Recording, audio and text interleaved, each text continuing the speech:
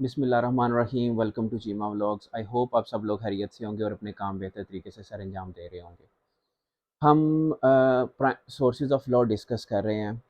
Last time हमने primary source of law जो है वो स्टार्ट किए थे। तो पहला जो प्राइमरी सोर्स ऑफ लॉ हमने डिस्कस किया वो है एक्ट्स और स्टैट्यूट्स। और सेकंड मैंने आपको बताया था कि जो प्राइमरी सोर्स ऑफ लॉ है वो है डेलीगेटेड लेजिस्लेशन। एंड थर्ड जो प्राइमरी सोर्स ऑफ लॉ है वो है केस लॉज, यानी जज मेड लॉज। तो आज हम जज मेड लॉज जो हैं उनको भी डिस्कस करेंगे, which is also called case laws. तो जो जजेस हैं वो भी लॉ मेकिंग में अपना किरदार अदा करते हैं। अ, जब एक जज के सामने कोई केस आता है और उसके ऊपर ऑलरेडी कोई लेजिस्लेशन नहीं हुई, या उसके ऊपर कोई एक्ट और स्टैट्यूट नहीं है, कोई और रूल ऑफ लॉ जो प्रिंसिपल ऑफ लॉ है जो वो अवेलेबल नहीं है, तो जज ने तो कोई ना कोई डिसीजन उसके ऊपर देना है। तो फिर समटाइम्स जो जजेस हैं उसके ऊपर जब डिसीजन देते हैं which acts as a precedent for the other courts, तो इस तरीके से जजेस भी जो है वो डेवलपमेंट ऑफ लॉ में अपना किरदार अदा करते हैं। तो लेकिन जो जज जो लॉ मेकिंग का जो एक रोल है जजेस का, इसको क्रिटिसाइज़ किया जाता है ऑन ऑन वेरियस ग्राउंड्स। पहला जो पॉइंट है जो क्रिटिसाइज़ किया जाता है जिसकी बेस के ऊपर, वो है कि लॉ मेकिंग का जो इख्तियार है वो सिर्फ पार्लियामेंट के पास होना चाहिए, क्योंकि उनके पास मैंडेट होता है, पॉलिटिकल मैंडेट भी होता है। तो इस वजह से उन्हीं के पास जो है ना ये लॉ मेकिंग का इख्तियार होना चाहिए, जजेस के पास ये इख्तियार नहीं होना चाहिए। एक पॉइंट ये हो गया। सो सेकंड एक पॉइंट ये है कि जो लॉज़ जो होते हैं वो उन जो है वो उनकी एप्लीकेबिलिटी जो होती है वो प्रोस्पेक्टिव इन नेचर होने चाहिए। उनको जो अप्लाई करना होता है जो लॉज़ है उनको प्रोस्पेक्टिव, ताकि लोगों को इन एडवांस पता हो कि ये लॉ है। तो और उस लॉ को अगर कोई वायलेट करता है तो उसको उसकी सज़ा मिलनी चाहिए, ना कि लोगों को उस किसी लॉ का पता ही ना हो और वायलेशन हो और उसकी बेस के ऊपर उन्हें सज़ा मिले। तो जो जज मेड लॉज होते हैं या जो डिसीजंस ऑफ द कोर्ट्स होते हैं वो they are retrospective in nature. और जो European convention on human rights है उसका आर्टिकल 8 जो है या 7 जो है वो भी इसकी प्रोहिबिट करता है कि जो लॉज की एप्लीकेबिलिटी है वो भी प्रोस्पेक्टिव इन नेचर होनी चाहिए, वो रेट्रोस्पेक्टिव इन नेचर नहीं होनी चाहिए। तो ये कुछ पॉइंट्स हैं, इनकी वजह से जो जजेस का जो रोल है इन लॉ मेकिंग उसको क्रिटिसाइज भी किया जाता है। But still in England and Wales, जो जो कॉमन लॉ कंट्रीज़ हैं वहाँ पे जो जजेस है they certainly play a part in in the development of common law. तो रूल ऑफ प्रेसिडेंट है वो बेस करता है on on the principle of stare decisis, which means to stand which has already been decided. जो already decide हो चुका है उसी के ऊपर स्टैंड करें, उसी के ऊपर जो है ना उसको अपना फैसला दें। तो ये उसका जो रैशनल है रूल ऑफ प्रेसिडेंट का, प्रिंसिपल ऑफ प्रेसिडेंट का, वो ये है। अब जो प्रेसिडेंट्स हैं उनको अप्लाई कैसे करना है और ये डिसाइड करना है कि कौन सी कोर्ट का फैसला जो है वो किस कोर्ट के ऊपर बाइंडिंग होगा, किस के ऊपर बाइंडिंग नहीं होगा। इसके लिए तीन जो है ना फैक्टर वो बहुत इंपॉर्टेंट हैं, जो कि सारा जो रूल ऑफ प्रेसिडेंट का जो एक जो सिस्टम है ना उसको वो डेवलप करते हैं। वो तीन प्रिंसिपल्स हैं। तो ये है कि जो there should be a mechanism through which all the cases which has already been decided उनको रिकॉर्ड किया जा सके। ये एक सिस्टम होना चाहिए। तो पहले before 1865 there was no mechanism जिसकी बुनियाद के ऊपर वो जो जजेस के जो डिसीजंस होते थे उनको रिकॉर्ड किया जाता था। और 1865 एक ऐसा मैकेनिज्म डेवलप किया गया जिसकी बुनियाद के ऊपर अब जो जजेस के जो डिसीजंस होते थे उनको रिकॉर्ड किया जाता था और लॉ रिपोर्ट्स जो हैं वो बनाई जाती थी, ताकि एक जितने भी जो डिसीजंस ऑफ द कोर्ट्स हैं अगर उनको लेटर ऑन आपने अप्लाई करना है तो आपके पास एक सिस्टम हो जिसकी बुनियाद के ऊपर उनको अप्लाई किया जा सके। तो लॉ रिपोर्टिंग जो है वो फर्स्ट स्टेप है, जो कि एक तो पहली बात यह है कि इसकी वजह से सर्टेनिटी आती है। और दूसरी बात ये है कि जो जब लॉ रिपोर्ट्स बनती हैं तो उसमें जो जजेस और जो बैरिस्टर्स जो उसमें इन्वॉल्व होते हैं केस के अंदर, वो उसको प्रूफ रीड भी करते हैं और उसको उसकी ऑथेंटिसिटी को भी इंश्योर करते हैं कि जो कुछ लॉ रिपोर्ट्स में लिखा जा रहा है या जो कुछ उसमें रिपोर्ट किया जा रहा है वो एक्यूरेट है। तो ये एक तो रीज़न ये है कि अगर लॉ रिपोर्टिंग नहीं होगी तो जो जो ये कैसे पता चलेगा कि कौन-सा डिसीजन जो है वो ऑलरेडी हो चुका है और उस डिसीजन के जो प्रिंसिपल्स हैं, जो फैक्ट्स हैं वो क्या हैं। तो law reporting is the first first step. Second step जो है वो है हायरार्की ऑफ द कोर्ट्स। तो ये भी सबसे पहले ज़रूरी है कि हायरार्की ऑफ द कोर्ट्स जो है वो भी सेट होनी चाहिए, ताकि पता चले कि कौन सी कोर्ट जो है वो हायर कोर्ट है, कौन सी कोर्ट लोअर कोर्ट है। सो इन 1875 जुडिकेचर एक्ट जो है उसकी बुनियाद के ऊपर जो एक जो इक्विटी कोर्ट्स थी या जो दूसरी कॉमन लॉ कोर्ट्स थी उनको कंबाइन कर दिया गया।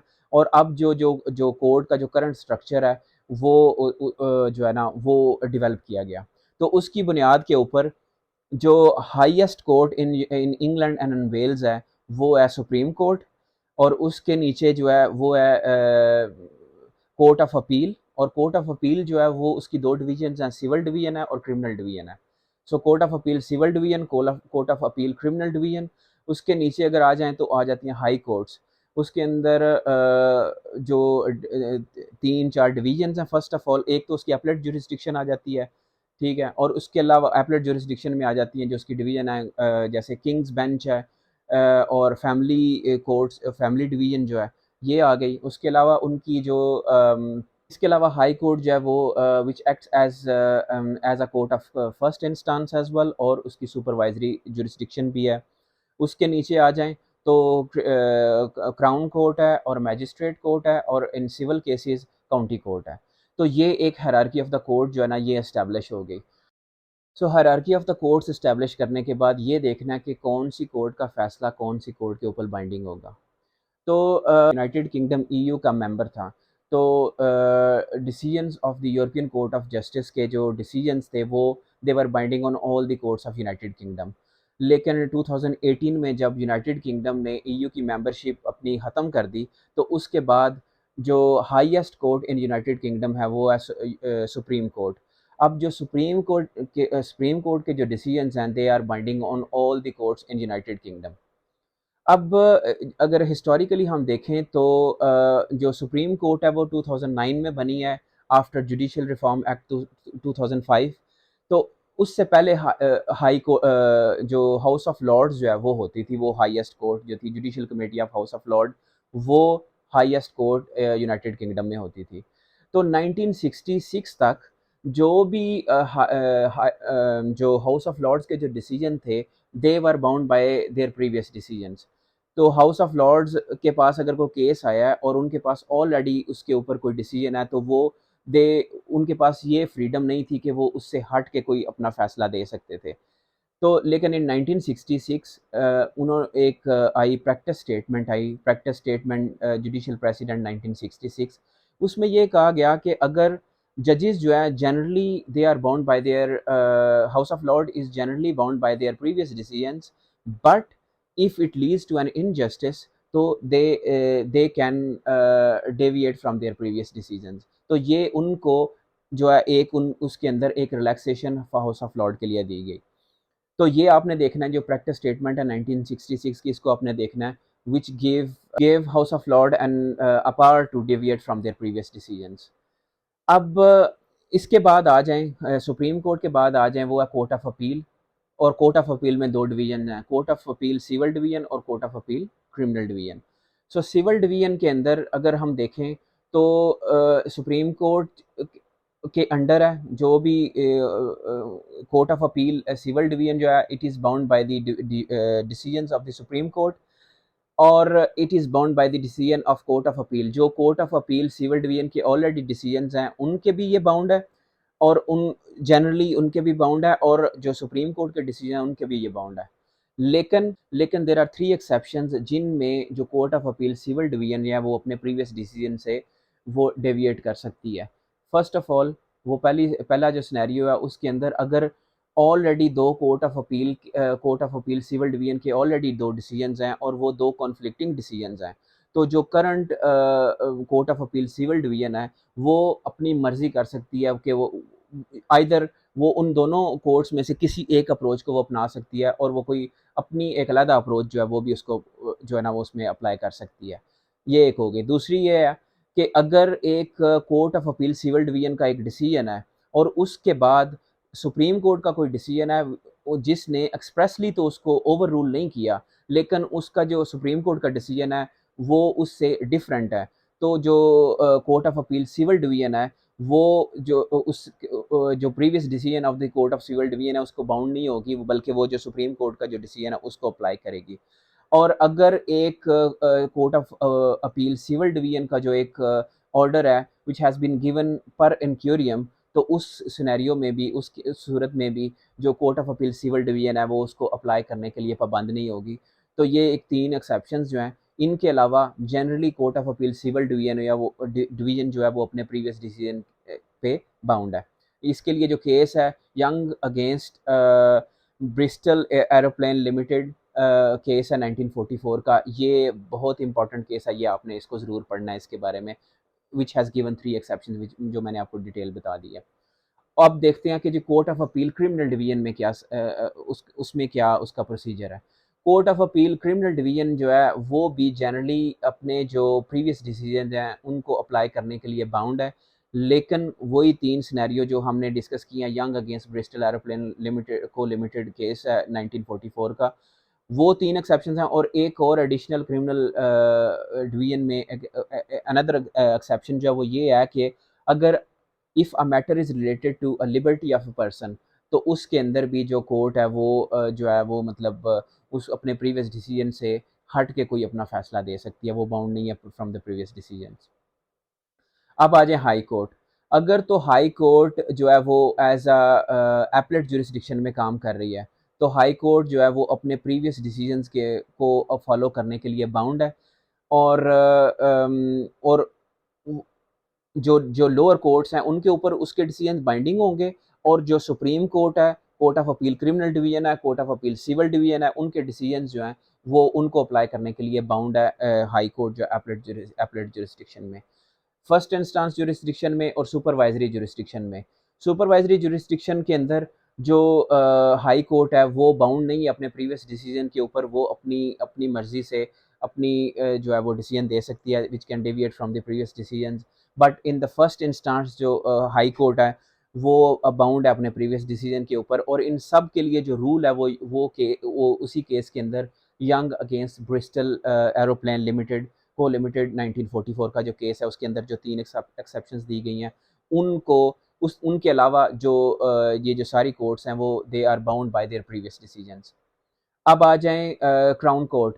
क्राउन कोर्ट जो है वो अपने प्रीवियस डिसीजंस के ऊपर अप्लाई करने के लिए वो बाउंड है, ठीक है, और वो बाइंड करती है, वो किसी और कोर्ट को बाइंड नहीं करती। और जितने भी सुप्रीम कोर्ट के केसेस हैं, कोर्ट ऑफ अपील के केसेस हैं, सिविल डिवीजन, क्रिमिनल डिवीजन, और जो हाई कोर्ट के जो केसेस हैं उनको अप्लाई करने के लिए वो बाउंड है क्राउन कोर्ट। और उसके बाद मैजिस्ट्रेट कोर्ट होती है। मैजिस्ट्रेट कोर्ट जो है वो lowest court in England and Wales है। और वो सारे जो भी केसेस हैं सुप्रीम कोर्ट के जो डिसीजंस हैं, कोर्ट ऑफ अपील और हाई कोर्ट, इन सब के, और क्राउन कोर्ट, इन सब के जो केसेस हैं इनको अप्लाई करने के लिए वो इसके ऊपर बाइंडिंग होंगे। लेकिन ये जो मैजिस्ट्रेट कोर्ट है ये किसी को भी बाइंड नहीं करती। इसी तरह काउंटी कोर्ट है which is also lowest court in civil cases, वो भी किसी और को बाइंड नहीं करती, वो और अपने आप को भी बाइंड नहीं करती। और लेकिन वो उसके जो बाकी जो हायर कोर्ट्स हैं उनके डिसीजंस उसके ऊपर बाइंड होते हैं। और जो तीसरा जो इम्पोर्टेंट फैक्टर है ना, पहला हमने डिस्कस किया है कि रिपोर्टिंग ऑफ द केसेस जो है वो इम्पोर्टेंट है, वो होनी चाहिए। और दूसरा हमने डिस्कस किया हायरार्की ऑफ द कोर्ट्स। और तीसरा जो सबसे इम्पोर्टेंट फैक्टर है कि एक जब डिसीजन आया कोर्ट का, तो उसमें से अप्लाई जो फर्दर आने वाले केसेस में हमने क्या चीज़ अप्लाई करनी है। तो दो चीज़ें होती हैं, एक होती है इसे कहते हैं रेशियो डेसिडेंट डाई, और दूसरी होती है ओबिटर डिक्टा। रेशियो डेसिडेंट डाई ऐसा प्रिंसिपल और ऐसा रूल होता है, रूल ऑफ लॉ होता है, जो कि एक्सप्रेसली और इम्प्लाइडली जज जो है वो अप्लाई करता है इन रीचिंग अ कंक्लूजन।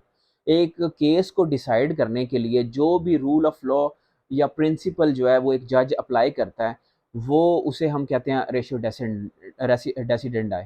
और रेशियो डेसिडेंट डाई जो होता है यही जो है वो further which acts as a precedent, वो जो फर्दर केसेस के अंदर अप्लाई होता है।